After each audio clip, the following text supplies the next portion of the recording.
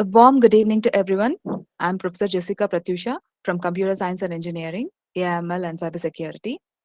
Today we have Shyam Adamchery. Before going to the session, I just want to give a brief introduction about Mr. Shyam Adamchery.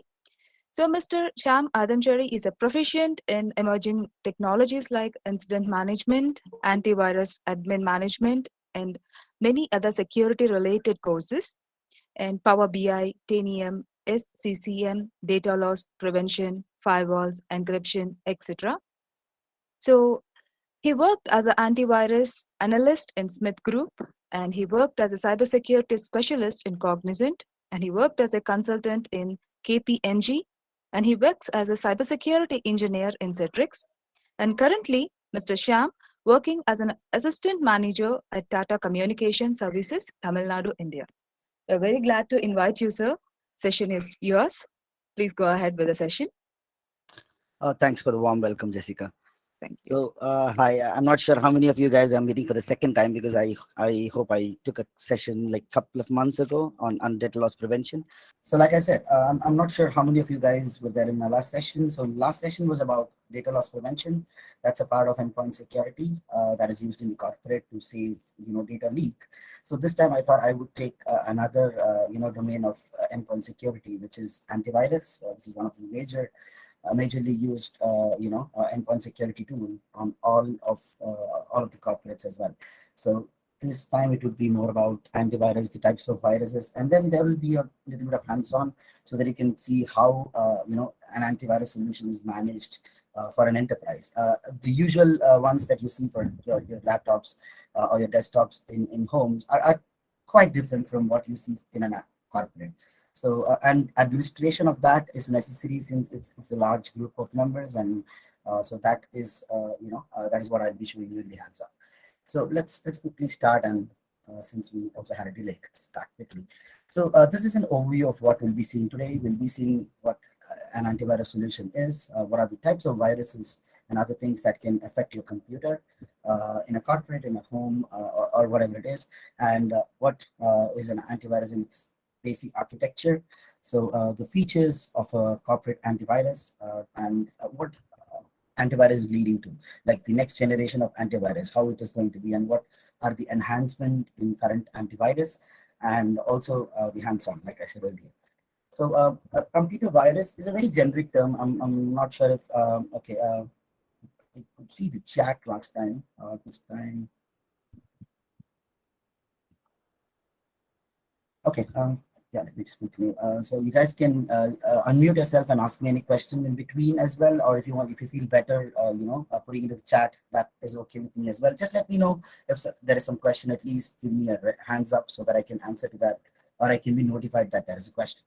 So a computer virus is a generic term. Actually, there are types of things. Not only virus, there are malware, adware, worms.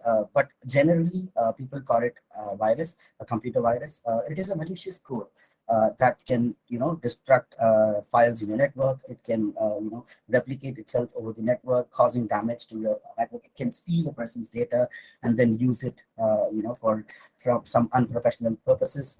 They can, take away your money. So there are ways, there are different effects of a computer virus, and it's just commonly called virus, but there are various things, various other types of the term virus. And virus it is usually spread through email attachments, through games, or from unknown sources that you download from the internet, from links that you click, without being aware of the sender, or some bulk emails. So you generally see, some messages that you get, like win this. Nothing is free in this world. So if you see a message, or if you see an advertisement that you have won this much of money, or you're going to get this as a gift, so be aware before you click such links, because those will lead you to a social engineering website that may very well look like your Flipkart or Amazon page, and you would end up entering your password, which they can steal and use it for other purposes as well. So that is a general explanation of what a virus, or a computer virus, or a malware is.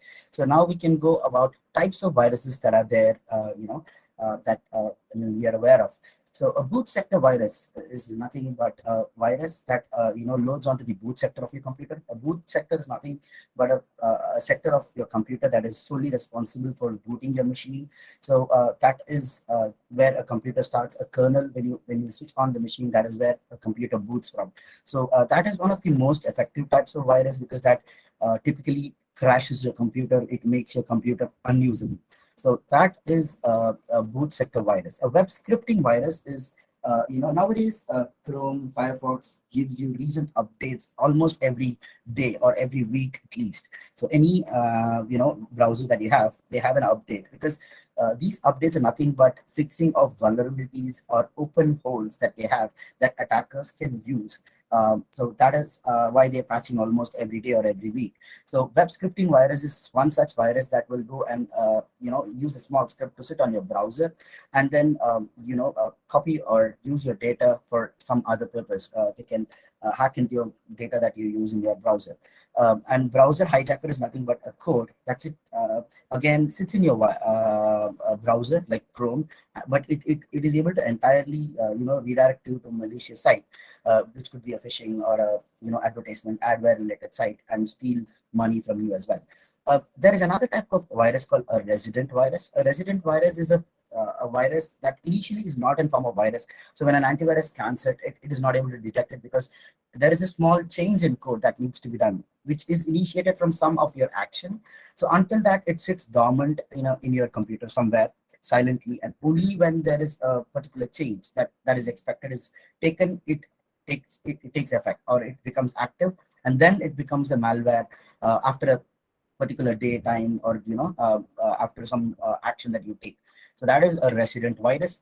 Trojan horse, I'm not sure if you know the story of Trojan horse. Trojan horse is a Greek mythology related story where a king fights sends a gift to his opponent king in the form of a big doll of a horse, inside which he has an entire army set up. So once he gives the gift, he enters his place. The soldiers come out and attack his kingdom. So the name Trojan horse comes from that story, and Trojan horse is a very similar type of virus that it is disguised in another format, like a legitimate software that you download. They say you have a sort of a Python program that you download. So it looks like the program, but it's not the program. It is officially from some other person giving you a very similar look and feel of that program.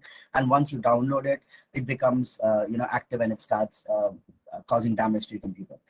Computer worm is more of a network related virus that keeps spreading onto your network. So this is a very disturbing or irritating kind of a virus, which once it enters your network, this is usually affected on corporate networks. This is more effective in corporate rather than onto local machines, because worms take effect when you have multiple machines over the network. So once one machine is affected, it quickly replicates itself and spreads across the network to other computers. And spam is nothing but there are people trying to attack or find vulnerability. So what they do is they send bulk text messages, they give bulk phone calls, or they give you links send in bulk to everyone reachable. So they have a data got from somewhere, and then they send it to all of them. People who click it, people who open those links, they are again vulnerable to these kind of attacks. That is nothing but spamming. Adware is a virus that is disguised in form of an advertisement. So it when you see when you I'm not sure if you guys have been to browsing centers. So because usually browsing centers are the most affected with virus. So what happens is you see a lot of ads when you open a browsing centers PC. So you see ads keep popping up, even if it is your computer. If you see ads keep popping up, there are lots of which means that there is some sort of backdoor that is allowing it to do which you have downloaded, and that's why you see adwares. An antivirus solution would clean that up. So a spyware is again it is installed onto a user without his knowledge when he is installing a good program. So it usually typically sits onto the code of another program, and once the user installs the proper program, this is it also installs on the back end and steals sensitive information of the user. Malware is another almost another type of virus, which is again a malicious software. And ransomware is also one of the majorly talked upon virus in recent times in corporates. What happens is ransomware is nothing but it encrypts files of your network, and what happens is people cannot use the data, and corporate data is very important. Once your data is lost, you lose reputation, you lose business. So ransomware typically locks the data and asks the user to pay a ransom. Nothing like kidnapping. I mean, something like kidnapping where you have to pay the ransom and then get your data back. And most of the time, even if you pay the ransom, you are not going to get the data back. So it is better not to get attacked by a ransomware rather than trying to fix it after being attacked. So these are, I mean, there are some more types of viruses. I mean, because that's a huge list. We can keep going because it is new every day. It keeps coming up. A sort of new virus comes up every day, and these are major types of virus that you will be hearing in a corporate or in any kinds of security field. So antivirus is originally a computer program that helps you scan your computer, your network, and the base architecture or how antivirus works is based on patterns, or it is like patterns, signatures, fingerprints. These are naming conventions of different antivirus products. So it is almost like each company. For example, Symantec was one of the market leaders. I think now there are other companies that are market leaders of corporate antivirus. But Symantec was one of the major market leaders of antivirus before. Each company have a different naming convention, but generally what it means is it has a dictionary of codes or malicious codes, which keeps getting updated almost every day, every week, on new viruses. So once the antivirus company knows about a particular type of a virus, each virus has a specific signature or a pattern. They load it into their centralized database, which is then distributed onto the administrative software of each company, which is then again distributed to each agent or each device, server, or a workstation in the organization. That is how a typical antivirus works. That is a major, use of an antivirus, which is signature based. So after that, there are multiple other newly, I mean, I wouldn't say new because it is already there for like a couple of years, but there are other features which I'll be explaining in the upcoming, slides. So do you have any questions so far? I mean, I'll be starting with the architecture. I'll use Symantec as an example because you have multiple AVs. I'll just take one corporate antivirus as an example and explain you that, and we'll have a hands-on on that. So you have any questions so far? So if I'm missing. Is there a chat window here? Okay, I have a chat window here. So yeah, if there is any questions so far, you can go ahead. Okay. Okay, let me continue then. So if you have any questions, you can always raise your hand, or you can just ping in the chat, and I can answer that as well. Okay, why did I mute? Uh, yeah. So we'll again go ahead with the basic architecture of a corporate antivirus, and then I'll show you how it works as well. So usually in a home-based antivirus, you just have one software installed on your PC, but that is not the same on a corporate because you don't want the end users or the employees to modify or for example, you download something and your antivirus blocks it. If you give the control to the employee or the person who's holding the laptop, he might just disable the antivirus and then download it because he doesn't know the risk. It might be a genuine file, but there is a reason why antivirus captures it. So usually in corporates, every policy, I mean, everything a user can do is handled or is administered by a administrator sitting in somewhere else. So he manages the entire antivirus DLP infrastructures or the endpoint security structure of the company. So that is majorly the difference between a user-based antivirus and a corporate antivirus. So, for example, Symantec is one of the market leader, like I said earlier. So, any antivirus has a database. It is usually a SQL database. I'm not sure if you guys are aware about databases, but SQL database is the database used by Symantec's antivirus. There are also other databases used by other parties. Symantec also gives you an option to give on small businesses or medium businesses which do not have more than 5,000 computers. It's lesser than 5,000 computers. You can have an embedded database, which means the database resides in the server itself. You don't have to have a separate SQL server for that for the database to store the data of the organization. You in larger organizations, larger than 500, 5,000, what happens is you have a database, SQL database that keeps the data of the semantic endpoint protection manager. So I'll also tell you what are the data that the manager will have. And the semantic endpoint protection manager or any consoles manager is the console where you control the policies, the events, you view the events, you manage the attacks, you take reports. So everything by an administrator is handled by the manager console. So all applications, take it antivirus, take it DLP, take it vulnerability management, take it SIEM.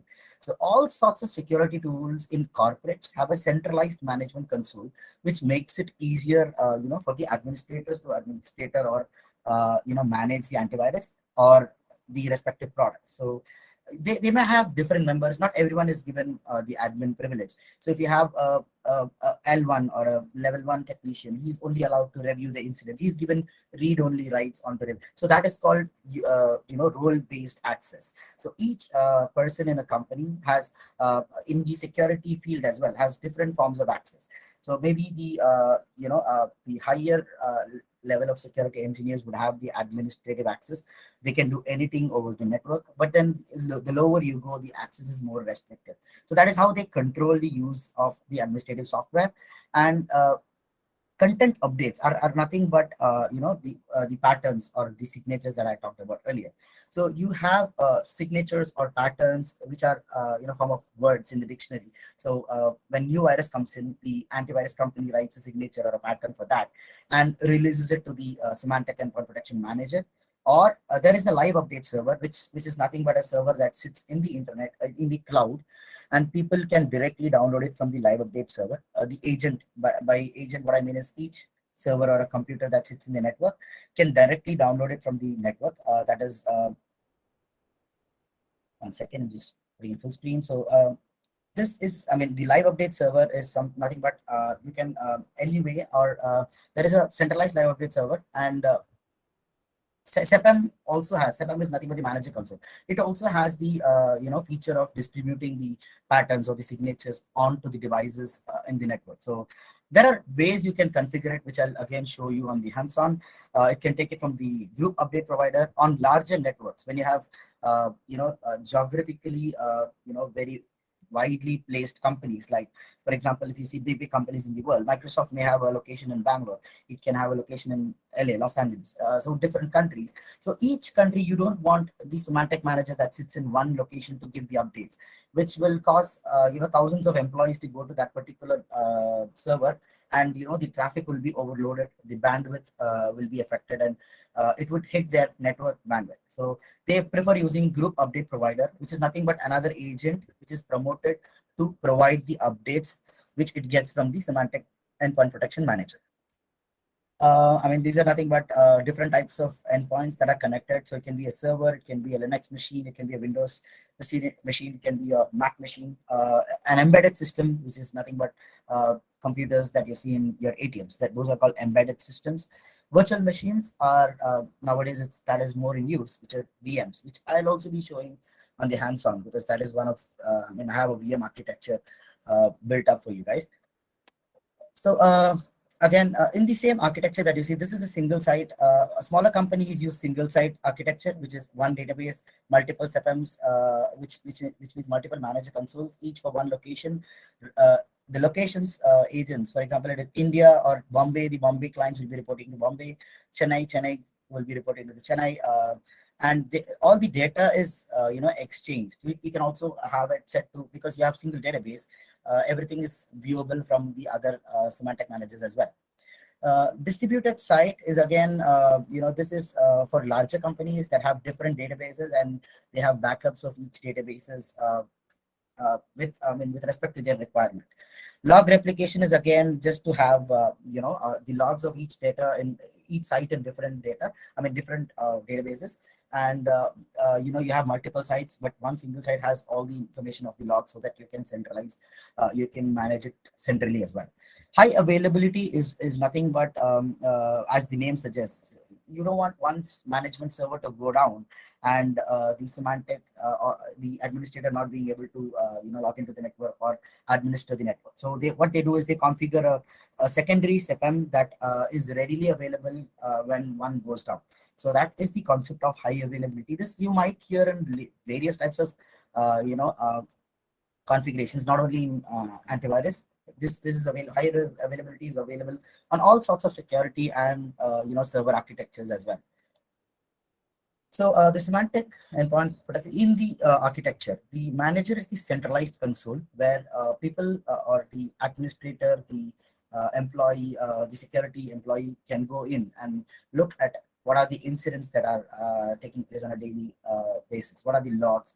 What are the websites a user is trying to access, or if they are malicious, he'll be notified with logs. So he can take reports of a monthly data or a weekly data to see what is happening or what kind of uh, you know uh, data is getting affected in each month, each week. So that is the major use of semantic endpoint protection manager. The SEPM database is nothing but the database where all the data is stored, which is, like I said, Microsoft SQL Server. um, Usually 5,000 plus computers, then you get a Microsoft SQL database, which I explained earlier. Semantic endpoint protection client is nothing but the antivirus client that is used when it's home based. Usually they use Norton in Semantic or in Broadcom, but for an enterprise it is SEP client, which they install on servers, Linux servers, Mac machines, Windows machines, and it's centralized, centrally managed. And live update administrator is a different tool. That live update server and live update administrator are different. Live update administrator is, you don't want if you don't want your employees to connect to the internet directly to download the data, you can have a server internally set up which can provide the definitions of the antivirus as well. Group update provider, like I explained earlier, if you have multiple sites, you have group update providers in each subnet or each geographic locations to distribute the patterns or the signatures of the antivirus. So that is group update provider. Okay, we just have 25 minutes. I need to go to the. Okay, this is again. I think I'll explain this in the coming slides. This just shows you what are the features. So um, so the antivirus not only has signature-based protections, which is the basic use of antivirus, but then it has other forms of protections like behavior-based protection, which is nothing but it monitors a type of behavior of each file. For example, if a file is going and trying to disturb, if a process or a file is going to try and disturb multiple things in a machine or in a corporate, then Semantic will intervene to check what it is doing and what it is happening.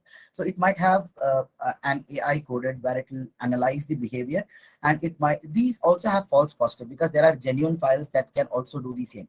For example, if you have a software that installs say you have Microsoft Office. If you have a centralized software that installed Office onto your all the machines, it is going to disturb all the machines in your network. Semantic might end up catching it. So the sonar or the behavior based monitoring might feel that what it is doing is irrelevant.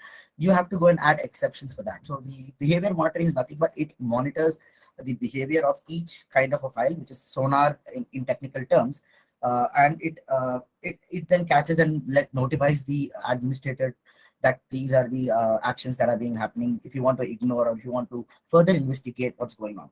And network threat protection or intrusion prevention and firewall are part of network threat protection.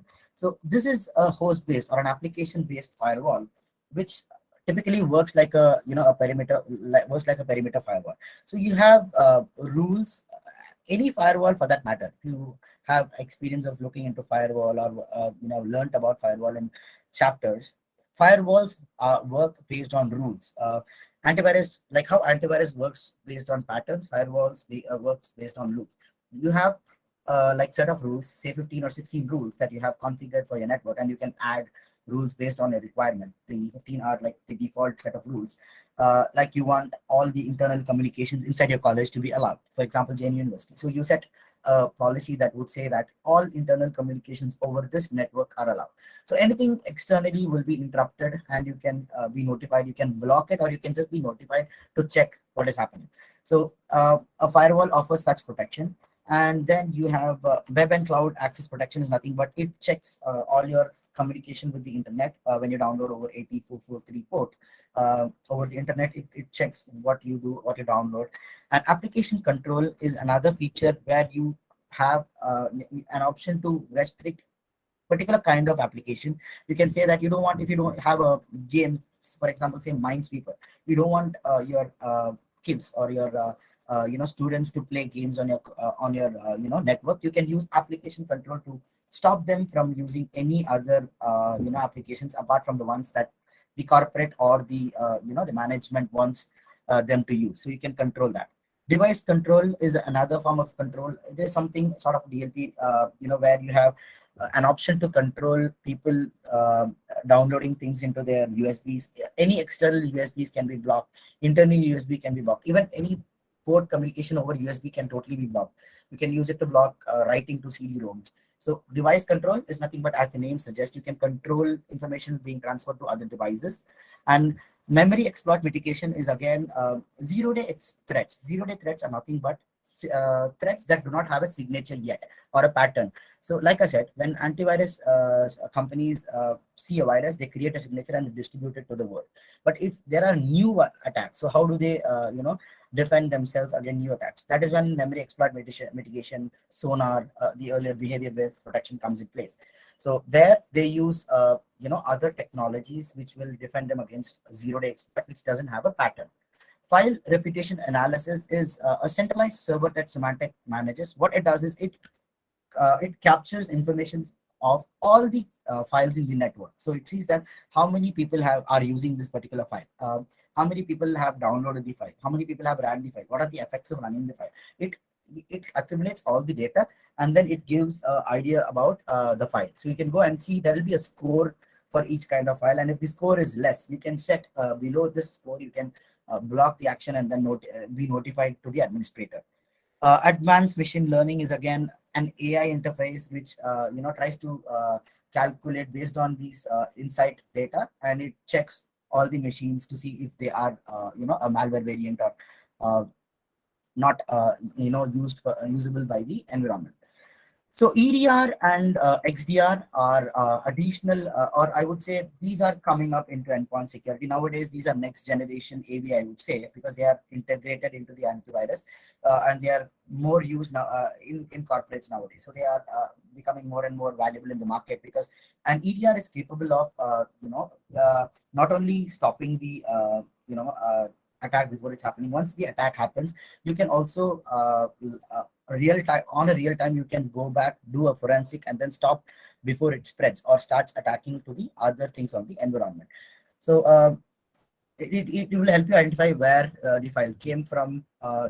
You can just click, the console will allow you to just click and maneuver through where it has come from originally. You can just go back to see where the file, which process has initiated the download of the file, who downloaded that file. So all the history will be loaded from other security tools like SIEM, and you can do a live analysis and immediately do an RCA and stop the environment from being affected. And you can also remediate, you can isolate the computers that are affected. You just block all the ports and then isolate from the network. These are functions of an EDR. I'm just I think XDR, it is also very similar to an EDR with an extended capability of, again, integrating more tools into the network, like identity access management, EDR, network analytics. Everything can be centrally managed there as well, and you can produce better results, enhanced forensic using XDR. So let's move on to the hands-on. I know I ran through the last couple of slides because I see we have less time. So I would like to just go to the lab so that you guys can have a view of. Okay.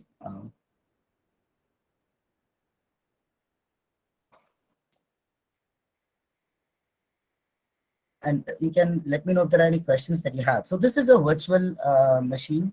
So this is called Vmware, another software that you can a virtual that you can host virtual machines. So I have two servers hosted here. Uh, Second password. Okay.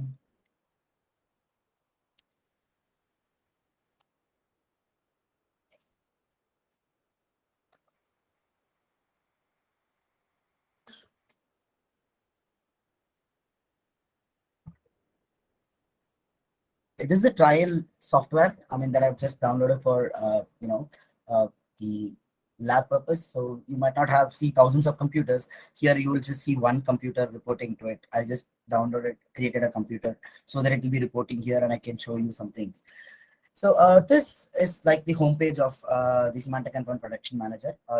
Each console will have a different type of homepage, which whatever they think is important will be there. But majorly, what are the risks that are there in the environment last hour, last 7 days, last 60 days. You can just modify and see how many viruses have attacked, how many spywares are there, or different types of affection can activities can be monitored in the home tab itself.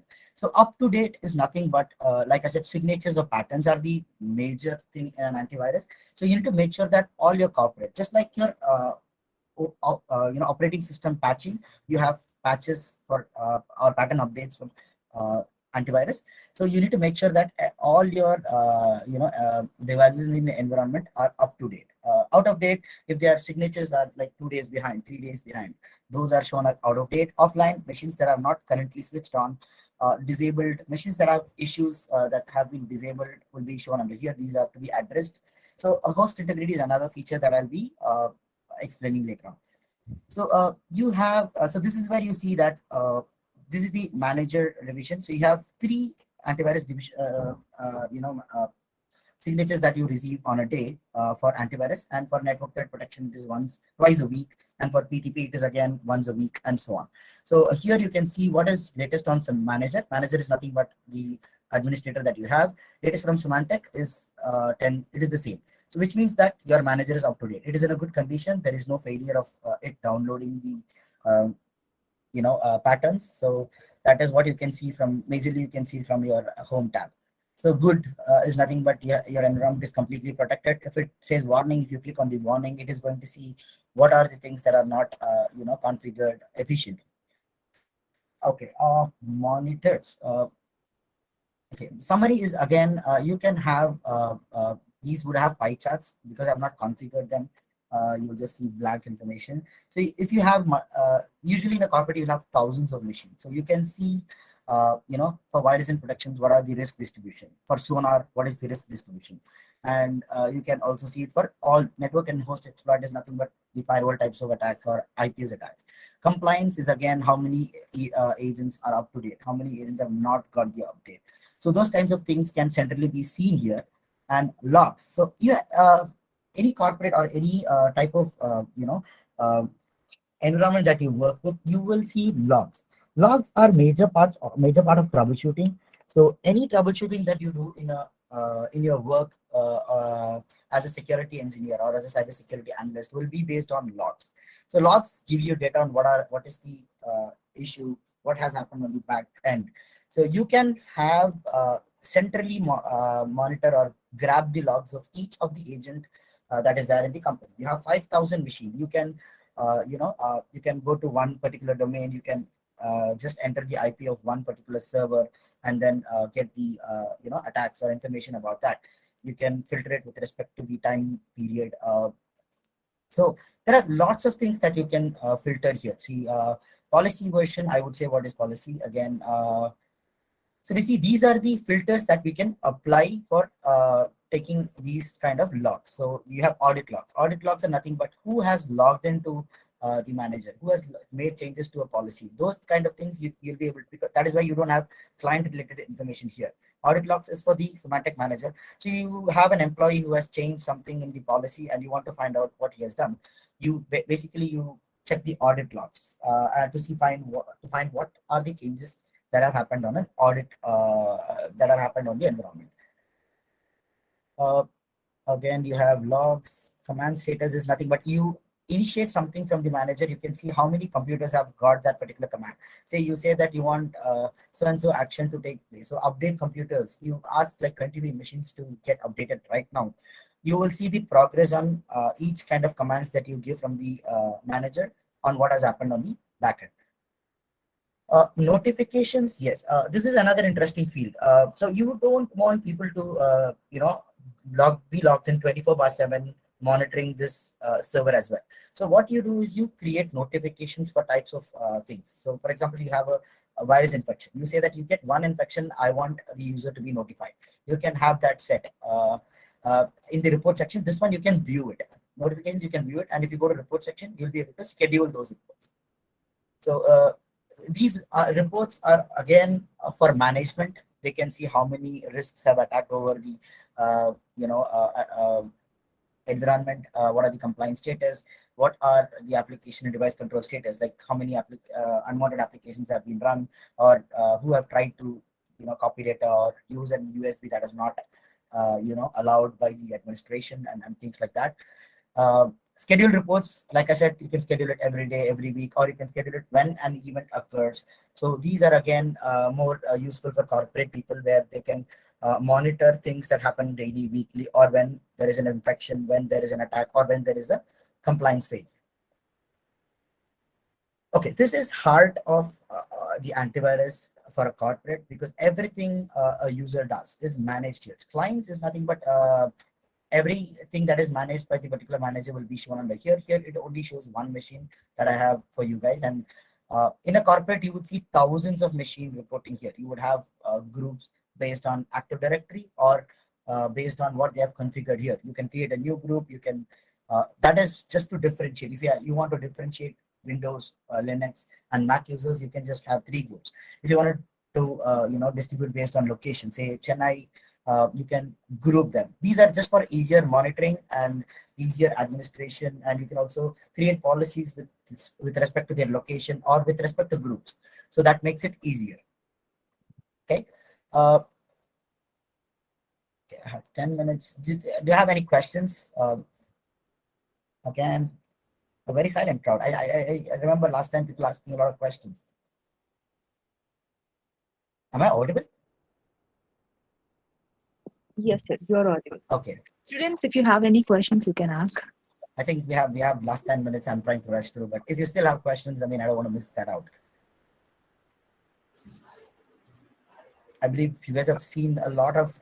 I mean, I do understand I've rushed through, but I think this is a recorded session. You can just go back, check the environment to see what is there. But yeah, am I just interrupting someone? Yes, go ahead. I thought someone was talking.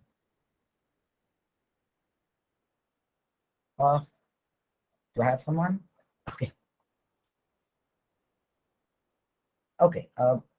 Let me No, sir, continue. we'll proceed. We'll proceed. Yes, sir. Okay. So virus and spyware protection. Just let me give you a general overview of types of scans that you can schedule.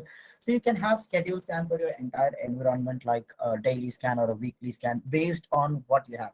For a server, you would not want a file server. You would not want to have a daily scan, because by the time the scan completes, it might take even a day or two. So for each employer's computer, you can have a daily scan, just to make sure it is live, and it is scanning all the files every day. And types of scan, I would say real-time scans are nothing but real-time scan is one sort of scan that a type of process is always running on the backend. Any file that you touch, you modify, you try to execute some file, there is always a antivirus that runs on the background just to see what you're running, and it scans whenever you touch a file. You modify a file, you copy a file. This is for an enhanced type of protection, and it is in corporates, it is generally always enabled. Download protection, like I said, based on scores, you can set your download protection, and it will stop people from downloading things with lower score. Sonar is again behavior based protection, the one that I talked about earlier. These are Mac settings, and you have Linux settings as well. So this is for Windows. Generally, you have a lot of Windows machines. Mac and Linux are lower, so I'll just go through one. So global scan options. You can also have exceptions for each type of, because there are good files that antivirus can think it is not proper. It is going to stop them from being used. It is going to quarantine it. It is going to stop, just quarantine, stop, and detect that particular action as a virus infection. So you can add exceptions for that kind of activity, for all kinds of things. In firewall, you can have intrusion prevention exceptions. Intrusion prevention firewall would have IP exceptions. Um, Application device control would have an application exception. Device control would have a device exception. So each kind of policy would have their own exceptions. Firewalls, again, a firewall policy. This is how there are rules of firewall. Let's see if I can show the full screen. Okay, that is a full half screen. Uh, so this is how the rules are set in a corporate firewall. So you block IPv6 because if your corporate doesn't use IPv6, you just block IPv6. You block external IP from configured. So you configure your firewall rules based on your requirement of your organization, and the last rule would always be block everything else, because once you decide on what you need, after everything you just block everything else. So, and one more very important thing, a firewall rules works based on priority. So if there is one rule in the top, that takes priority of all the rules on the bottom. So if you see, if I block a particular IP here, and even if I allow it below, the block is going to take effect. So if you want the allow to take effect, you have to move it above the block rule. So all firewalls work based on precedence, which means rules are aligned in a way so that you can block and allow things particularly. And there are multiple things that you can block, not only IPs. For example, if I create a new rule, let's say test rule. So if you want to block a particular connection, so this is, I'm just trying to show you how a particular firewall rule is configured in a network. So you want this rule to block all applications or only specific applications? If it's specific applications, you add what that application is, or you have the file description, you add the file description. If SHA-256 into MD5 are unique file fingerprint values that you can also use to block. So hash values are unique identifiers of a file. So if you have a particular type of file, a hash value denotes that file alone. So you can use that and then mention. So I say I give a particular application and then go next. Do you want it to be blocked for all the computer, or do you have VIPs that should be able to use that applications, others should not? So you can decide on what or who can use that particular rule. And then you can go to what protocols. You can just mention specific protocols that you can allow or block for that particular rule. So you say you don't want it to happen over SNP. You can block it over VPN. You can block it over particular types of, you can block telnet. So you can block over particular ports or particular protocols as well. Okay. Okay, I don't want to create that rule because I have a computer there. You can also say if you see some sort of attack that is happening, you can block that specific IP, specific source and destination. Say this is the source and you want to block that source, and destination would be star. Star is nothing but everything on your organization. You don't want any of your employees to be attacked, so you just give destination as star. That is one example. And so this is how firewall works. Built-in rules are default rules that you cannot change, because these are definitely known by the semantic or the AV infrastructure, that these are cannot be allowed. So these are enabled by default. Protection, stealth, port scan detection is nothing but there is a type of software that tries to find out if people, any of you here know about the red team, or people who try to find vulnerabilities. They can try to scan for open ports on machines in your organization. So if there is an activity of someone trying to scan through your computer or server for open ports so that they can use that port to attack, Symantec would detect that as an attack, and then it would block that particular traffic for a particular time interval, and then notify the administrator just to see if it is a valid one. If it is an invalid one, you can go ahead and block it. Yeah, these are how firewall works. Intrusion prevention is another. Intrusion prevention is another feature which also works on the firewall drivers, which uses the firewall drivers to work. Where firewall works on rules, and intrusion preventions are definitions or patterns for firewall events. So they have signatures for firewall events. This is like an antivirus for firewall. Uh, Generic signatures which are detected and then notified to the administrator, which they can block. Application and device control policy, like I said, block applications from running. You can enable that and then add what kind of application you want to block. Say you say C Windows so and so application, or you have the file fingerprint, or you only have particular device to block it from. So there are lots of options that you can uh, further you can download this and then further go ahead explore. I think this requires a trial license, which you have to enter your corporate ID and things like that. But if you guys are interested, you can let me know. I can give you a trial software which you can just test for about 60 days. Because only when you log in and just go into these things, you get a lot of hands-on on these. Because me rushing through will just give you an idea. But once you start working, it is an interesting thing because you get to control a lot of things. When it's just one computer, it might look boring, but when you have thousands of computers, a lot of things fall under your control. So one wrong move can also affect thousands of users from accessing their computer, from accessing things. So you have to be very careful while you make changes on a network.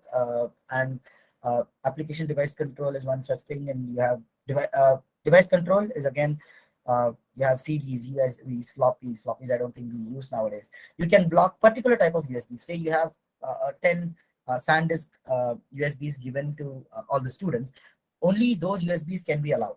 All sorts of other USBs would be blocked by the network. Or you can block all USBs as well. You can block them from being connecting to other Wi-Fi devices. So all sorts of things can be done through device control as well.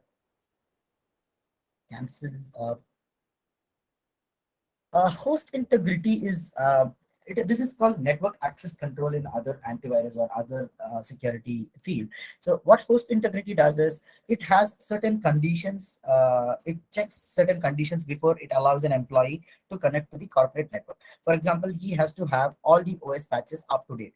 He has to have his signatures, which means his pattern should be 10. If you see the manager today, it was 10/6. So if it is 2 days below this, he would not be allowed to connect to the network. So that such things can be controlled in the host integrity policy. So you can have anti-spyware requirement to say that it should be up to date. Patch requirement, for example, Windows patches all patches should be installed. Otherwise, he will not be allowed. You can also have custom requirements. Say a particular application, security application that you have. Only if he has that application, he can log into the network. Otherwise, he's not allowed to the network, a corporate network, and he can just log in. He will not be able to work because in corporate, you usually VPN into your corporate network and then you start working. So you don't work offline. Most of your corporate works are nowadays done on VMs, because if you give a laptop and user local control over the laptop, anything can happen. Any data can be stolen. So that is one major reason of these kind of implementations. Uh, Live update. I'm not sure how many of you. I think a couple of times I've told about live update. Is there anyone who can say what is a live update or what is live update? I mean, any of you guys, what is a live update?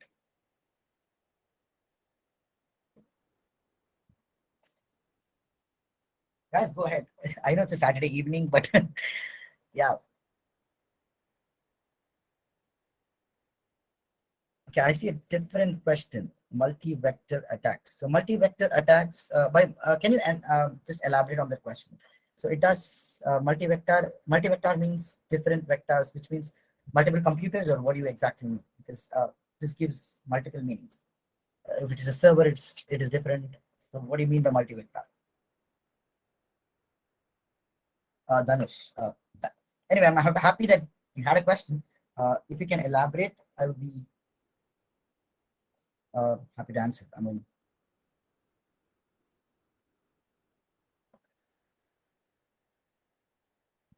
uh, yeah, Dhanush, if you can just elaborate the question.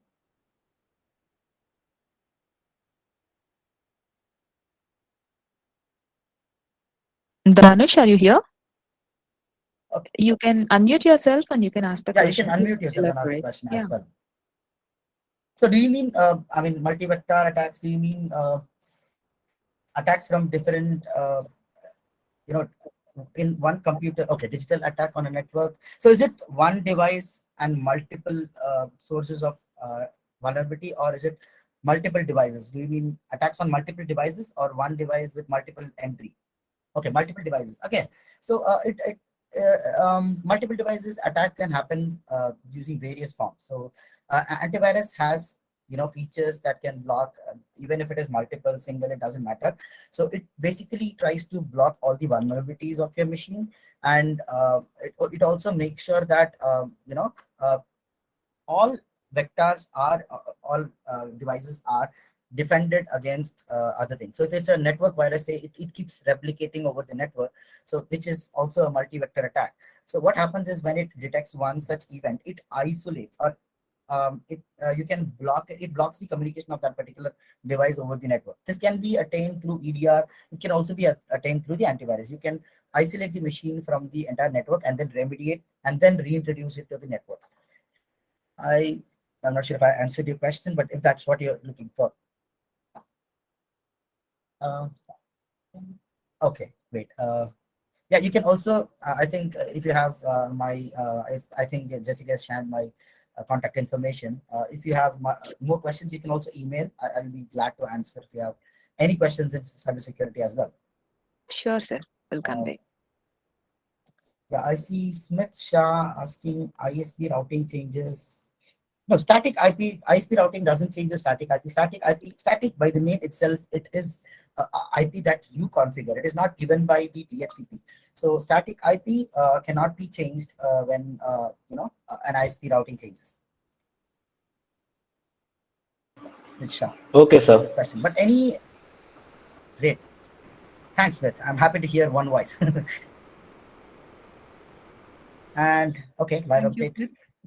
So I think we are You're running welcome, short of. man. Yeah, I think we're running short of time. But I hope you guys had a little bit of overview of how an endpoint architecture works in a corporate.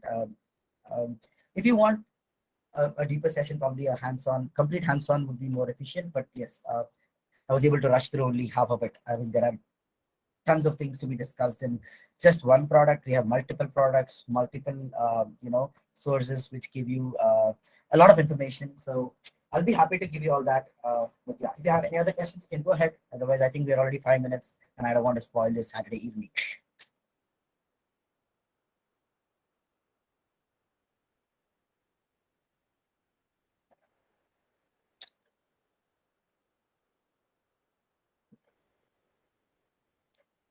Yeah, I think Jessica. I mean, are we allowed to extend because I know it's late, so I didn't want to. Sir, extend up to how many minutes, sir?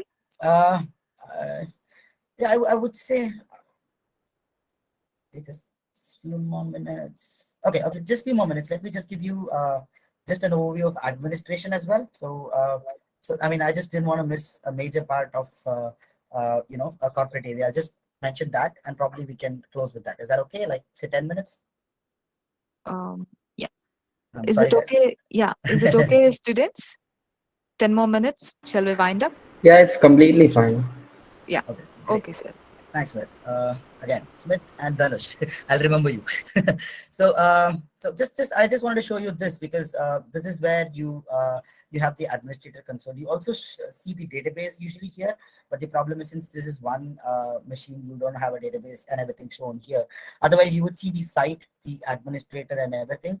So here you would see the number of accounts that are here. You can curtail their usage, give role-based access to those users. You would see admin. So if you have Smith, you have Dhanush, you have other people, so Jessica. So you have different types of users. If I want that particular user to only view this much, I can control them from here. I can edit and then give them only certain access to the environment. I don't have to give an entire access right. So I can just say that he's a system administrator or a limited administrator where he can only view reports, because if he's on L1, he can only view reports. If he can manage groups, or if you have installation, people who only install AVs get installation rights. People who manage policies, they get policy management rights. An administrator only few of that the security people get the administrative rights. So and this is where, again, the policies which you see here can also be exceptions, are exceptions for each kind of policies that you saw there: application exception, application to monitor, extensions. Say you have certain extensions that you want to exclude, file exclusions, folder exclusions. These are exclusions or exceptions in an antivirus where you don't want the antivirus to go and disturb that because you know that it might detect it, or it's an unwanted usage of known files. So that is when you stop that. Um, Okay, policy components. I can give you management serverless. Okay, this is if you have multiple sites. I say if I have two Symantec managers and one is a replicated site, which if one manager goes down, so you never have a single point of failure in a corporate. So if you have this server, if your this server is down, you don't want all your endpoints not to get the updates, or if they should not be able to fail from being administrated. So you always use a priority two or a priority one secondary server, which will fall back when see all the clients that report to here will fall back to the priority two once this failure happens. So that is one. I think, yeah, I think that's it for now because I don't want to stretch further. It's good. Administration is also covered. So basically, okay. I have another question. Oh, good question. So this two antivirus scanners are never recommended on the same computer because uh, it will, one antivirus will start disturbing the other's features and it would use up a lot of resources. So it's a very good question because this is one thing people keep doing. I see that people install multiple antivirus just thinking that it is safer, but no, two antivirus is going to reduce your computer's performance and a lot of things will be disturbed. You might end up even crashing your system. Yes, Smith, go ahead. Smith Shah. So how do we prevent IP spoofing? IP spoofing. Good question. So IP spoofing is basically you have another person trying to impersonate an IP from outside. So intrusion prevention detection and firewall are features that generally prevent them from IP spoofing. So you have firewall policies, like I said. So in corporates, generally IP spoofing is not very common. It is lesser. It is less occurrence because they have such robust firewalls. They have usually not only an application firewall, there is also a perimeter firewall that is placed outside your network, which only allows particular type of traffic inside. So that is how corporates safeguard themselves. They have a perimeter firewall, they have antivirus, they have DLP, they have multiple layers of protection, and firewall or network protection is the basis of preventing IP spoofing. For other guys, IP spoofing is nothing but impersonating another known IP and trying to get data or get entry into the atmosphere or the organization. No, sir, I have some different doubt. Okay. In your corporate network, if I am using a system Okay. and so my IP is like 192.168, Mhm. 1.15. Okay. I spoofed it to 16, Okay. 1.16. And Okay. how firewall will detect the machine? Is it So 15 or 16 afterwards? you mean to say that this spoofing is done inside Yes, the sir. organization? I'm not sure why anyone inside the organization is going to spoof. That is a different kind of a thought. So see, employees basically are given access. Yes, you're right, but employees would also not have an option to even edit. So, for example, let me show you something. That is a problem in that. Let me see if I can show you that. Mm, Windows. So this computer has an antivirus, which is Symantec, which is managed by this manager. So I'm just showing. So this is the agent. So this is the agent that protects it.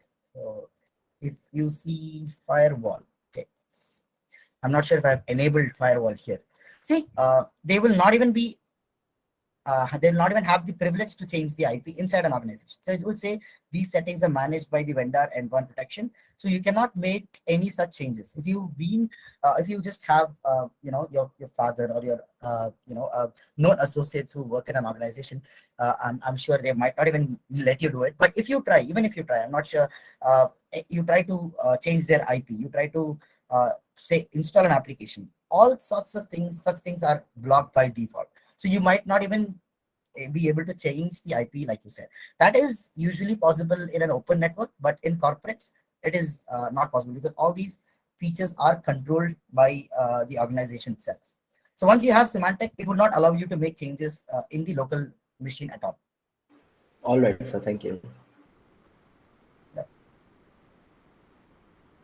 If you see, I mean, if you saw there, it wouldn't allow me to make any changes. It would just say that it is managed by the computer's semantics firewall, and it would not allow me to make changes. So not even So some yes, codes or something? even codes will not. Yeah, see, there is a feature called tamper protection. What the feature does? It's a good question.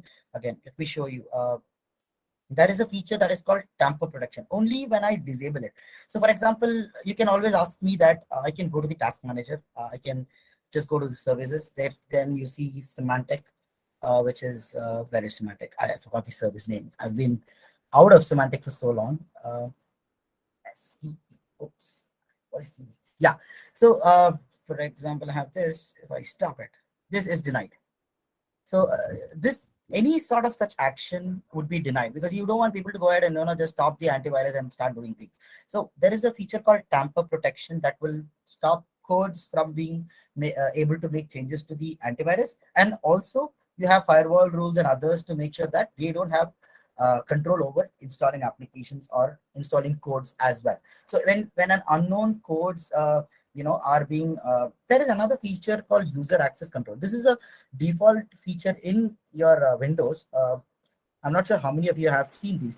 If Yes, you sir. buy a new computer, yeah, if you have buy a new computer, what happens is anytime you start trying to download, I'm a gaming fan myself, but you download any game and you install it, it would block it initially.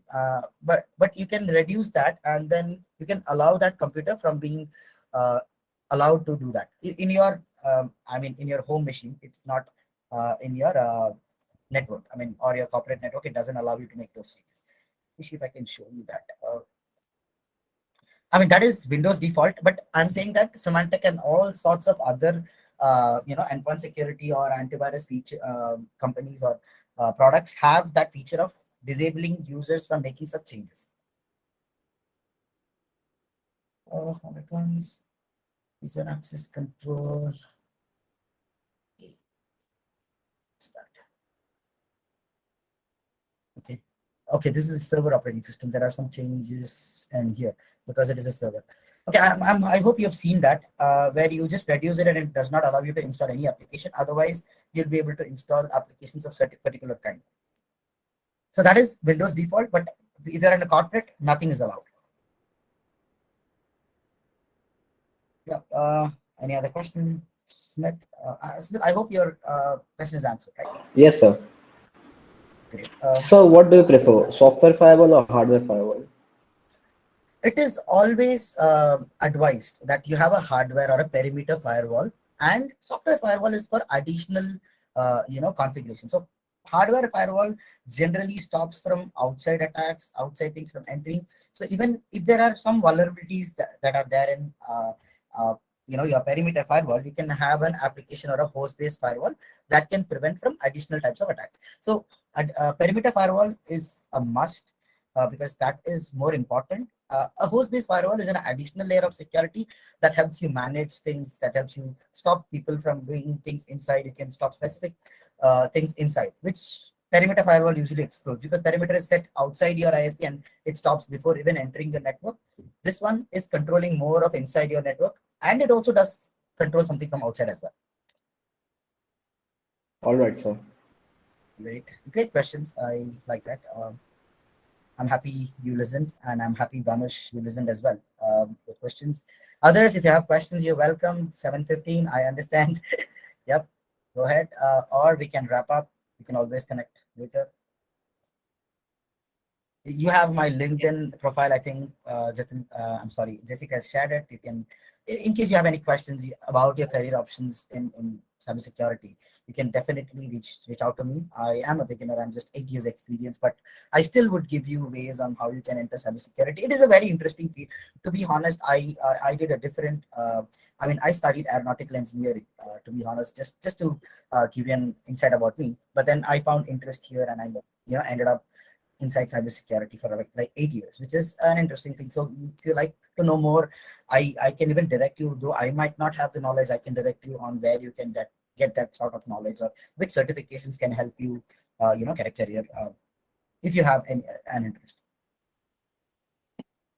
That's great, sir. Thank you so much. Thank you so much for interactive and informative, interesting session. Thank you, students. So I thank Department of Computer Science and Engineering and Futurance Technology for conducting and organizing the Industry Connect sessions every Saturday religiously. And we are definitely thankful to our resource person today, Mr. Shyam. Thank you so much, sir. Thank you so much for looking up this kind of topics for us. Yeah. Yep. Thanks, Jessica. Thanks for the Yeah. wonderful opportunity and getting me to get in touch with students. It's a wonderful opportunity. I am indeed you know very happy to do this again as well, and happy that I was able to connect with you guys. More questions next time, and curiosity is what will get you the interest to get into such sort of. If you're, I believe I saw the template that you guys are from cybersecurity area of studies, right? I think BCA cybersecurity and MCA cybersecurity, first year, second year, I'm not sure, but yeah, it's an interesting thing. You guys might even know more than what I know, because you guys have started studying there, because I just started working and then I acquired all these knowledge during work. But you guys have a wonderful opportunity of starting even before your employer or your corporate experience. You guys have a lot of knowledge. I hope that helps, and you can always connect. Thanks, Jessica. Thanks, Thank you. everyone. Thank you so much, sir. And we thank our department head, Vivek, sir, and our team of faculty members for gathering all the students in this evening. Thank you so much, students, for your active participation. Have a great weekend. Good night. You too. Bye.